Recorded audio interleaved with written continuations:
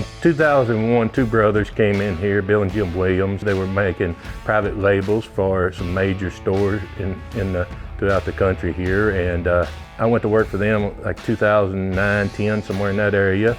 But in 2014, they were at the point they didn't really want to do it anymore, so I acquired the assets of the company and we started Fenoglio Boot at that time.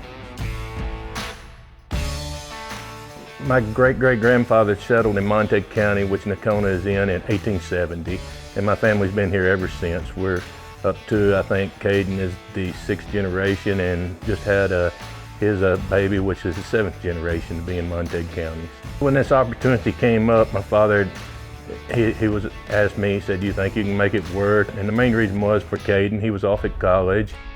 He had worked for a major retailer while he was at college, so he'd got a lot of knowledge in what retail was.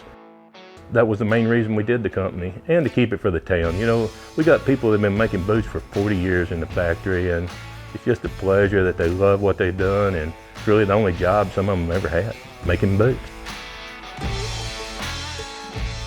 As far as my professional career goes, it's always been about boots, and I was, outside of my own choices, thrown into the fire. But once I was there, I enjoyed it and never given myself any other option.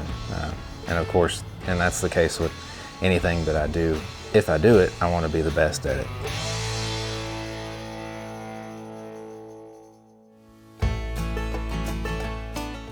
The biggest majority of our customers are working cowboys. We're a traditional cowboy boot.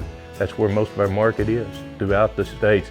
We've made boots out of cowhide to bullhide to stingray, elephant, ostrich, fish. Here we have a big rodent, water rat I call it, but it's called carpincho.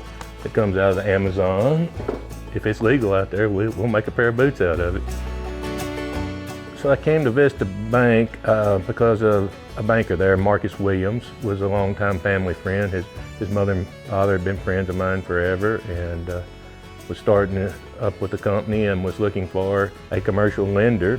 And Marcus was very willing and open to get to it. And I guess that's been about 5 years ago that we started with Vista Bank, and just enjoyed the relationship with them and Marcus, and he's been good for us.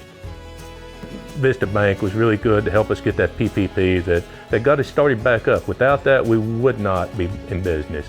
And Marcus and his staff was immediately on it, contacted us that we didn't even know about it, and probably I would not have known about it if he hadn't reached out to us. So we're really proud of Vista Bank for taking care of us and doing that for us, and hope that we'll just continue to be partners with them in the future. Boot making really hadn't changed over the last 100-something years here. Where we say handmade, we do have sewing machines that are electric motors instead of treadle motors nowadays. Instead of hand cutting, it's a press instead of a knife that we use. In reality, really, boot making has not changed. It's just the same as it's always been. I don't know what this town would be if we didn't have it. It's just a good legacy to keep going.